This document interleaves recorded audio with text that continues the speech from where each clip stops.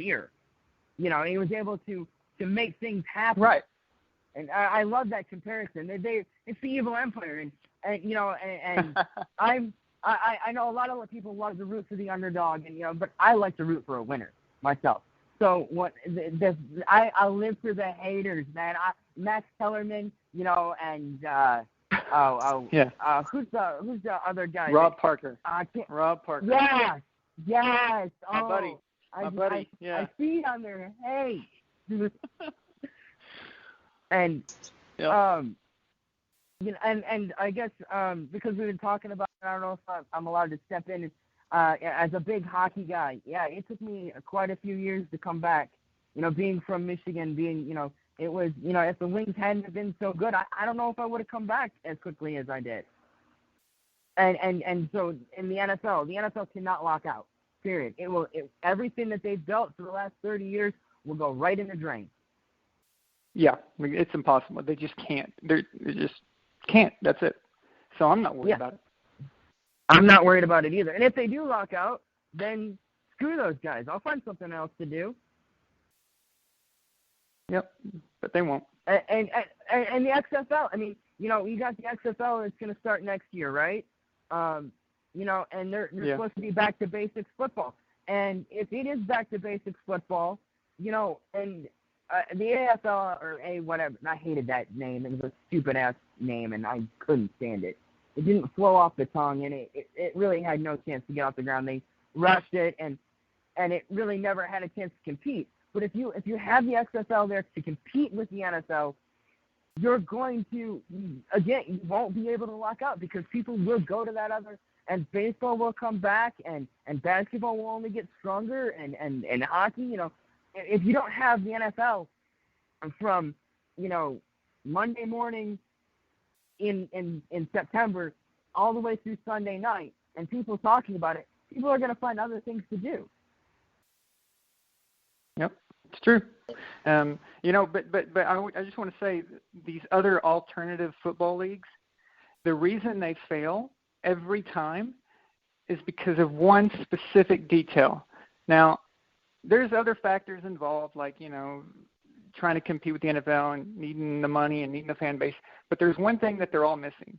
They're not understanding that the NFL, it's not just about the game of football. It's not just the sport itself.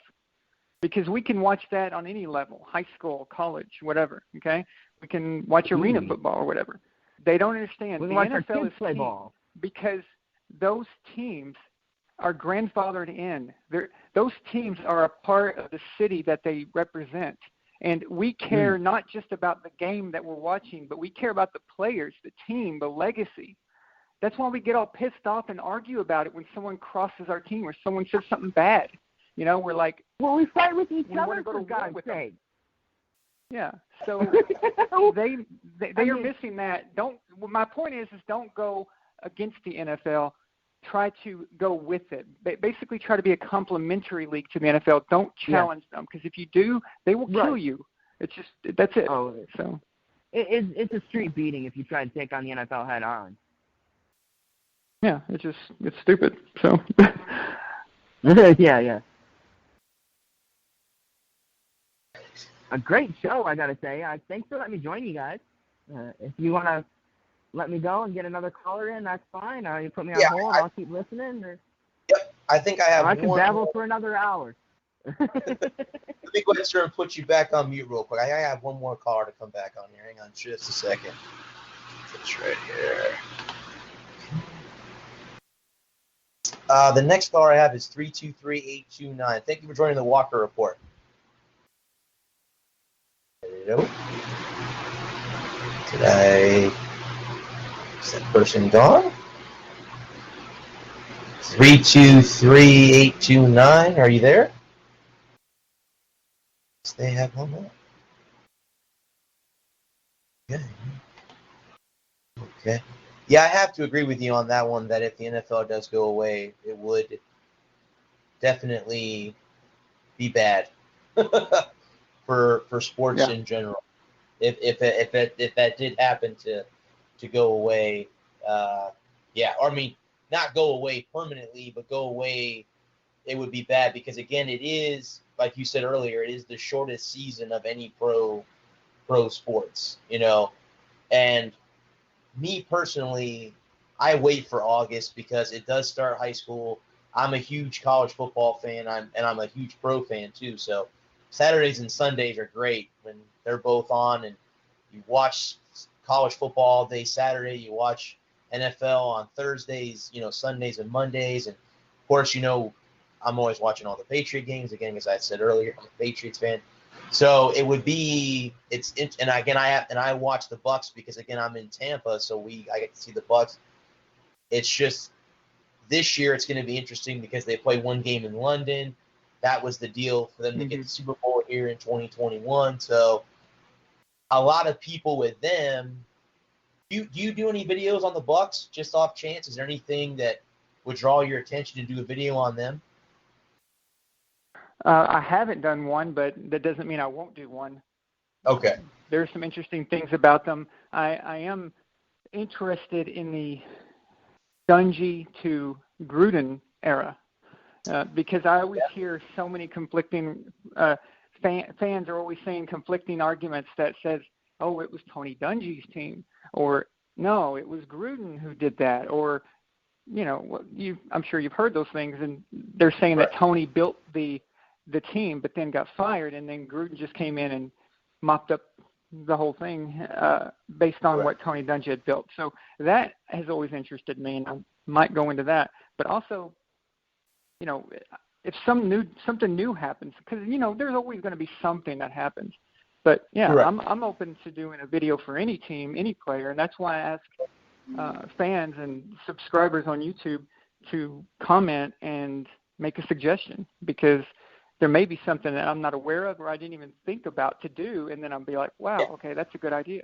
So you bring up a good point about the whole Dungy Gruden thing, because most hardcore Buccaneer fans will tell you that, well, it was Dungy's team that Gruden won with.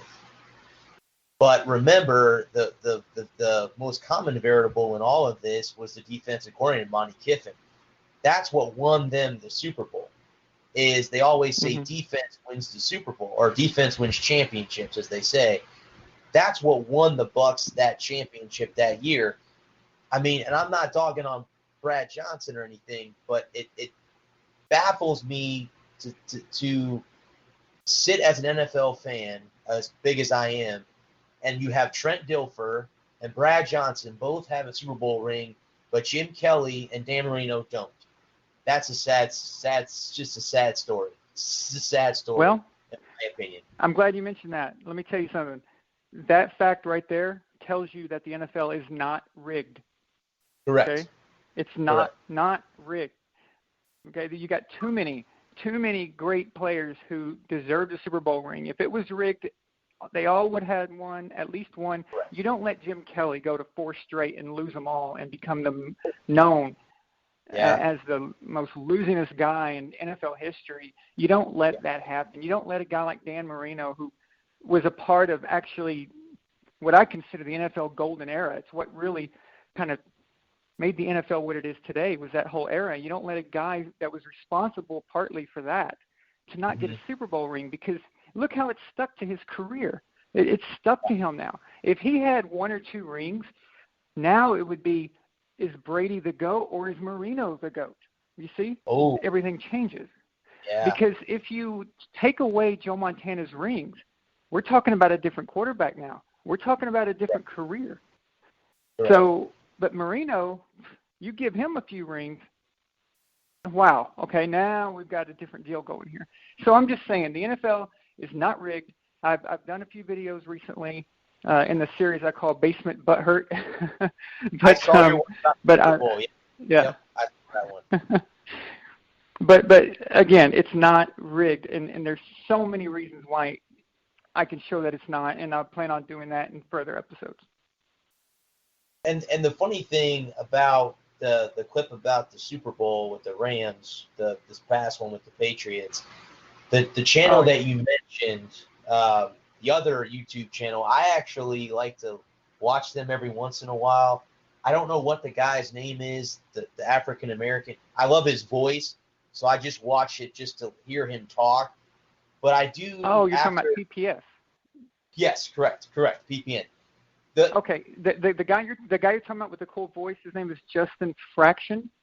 That would be him. And he started out. He has this really cool announcer's type voice. It's like very unique. But now they've got this new guy who stands in front of like New York Jets and Giants and paraphernalia. Yeah, he hates the Patriots. He hates the Patriots. I can't stand him. I just no, I can't stand him. Listen, it's okay to hate. It's okay to hate a team because you're rivals or whatever. That's fine. But it's not okay to hate them because you're lying about it, because of things that aren't real, that didn't exist. I cannot stand that crap. Tell me you hate the Patriots because they win a lot or they're your rival or you just don't like them and you can't help it. But don't tell me it's because of this reason or that reason that's completely false, completely fake. I don't want to hear that crap. Just get that out of here. So we both know, and we all know as sports fans, everyone hates the winner. So everyone's going to hate the Patriots, and trust me, I get it here. I live in Florida. When you wear Patriots gear, everybody looks at you like, oh, you must be a transplant. No, I was born and raised here. I'm one of the rare natives to the state. But the whole thing is, everyone they look down. Oh, how do you cheer for Tom? And they had Deflategate and Spygate. And I said, well, in the end, guys, we got 6 rings. And whether you like it or not, we won them. And it doesn't matter when it comes down to it. And if we win again this year and we win 7 and we set the record for most championships by an NFL franchise, we're going to be hated even more. And you know what? It's good that you're being hated, because you know what? At the end of the day, we win. And we win because we got Bill. We win because we have Tom. We win because we have a nucleus of players that come in here. They want to play for the Patriots. They want to win. And like you said earlier, you can hate them because you're a Jets fan, or you can hate them because you're a Bills fan, or you're a Dolphins fan. Right. The one team I can't stand in the AFC East is the Dolphins. And I don't hate Dan Marino. I grew up, again, I was born in 83, so I grew up watching the 90s. So that was the era of football that I grew up watching. To see Dan and Joe and John Elway and Jim Kelly, just to name a few, it was great. And then Tom came around after Drew got hurt, and it changed everything. And now we have this era of quarterbacks like Patrick Mahomes and the young guys coming up. I don't know how the Giants are gonna do. Is it time to pass the torch from Eli to Daniel Jones? Because every Giants fan that I know, after watching YouTube clips, because I watch YouTube every day, was pissed off that they drafted Daniel Jones with their pick. And I'm like, I was shocked. I'm like, what? You picked a quarterback out of Duke who Dwayne Haskins had 52 touchdowns in a season. Daniel Jones had less than that in his whole college career. So obviously the Giants saw something in him. I know Eli is on thin ice in New York, as far as I'm concerned. But again, he beat the Patriots twice. And the one year that he beat them, they were undefeated. That was the only year to me that Tom had an actual deep threat receiver with Randy Moss. Other than that, he really hasn't had a deep threat receiver. I mean, Josh Gordon, yes, but Gordon's out. We don't even know the status of if Josh is going to come back. Yeah. Regarding the draft, okay, and what the Giants saw in this guy, I'm not saying he's going to achieve what Eli Manning did, and I'm not even that high on him. When I graded quarterbacks, I think I had him like in the 3rd round or something. But the main point is this. We don't know what they're looking for. Maybe they're looking for a guy who ranks high in the interview, or the intelligence factor, or that maybe they want a guy like Eli who's very calm and doesn't get rattled. We know that Eli Manning is, love him or hate him, he's one of the most clutch playoff quarterbacks in the history of the game. Correct. So maybe they were looking at that. We don't know, Matt Castle, for example. Matt Castle, he never started a game at USC, but the Patriots saw that he had something about him that was right, and he did an admirable job for us in '08. And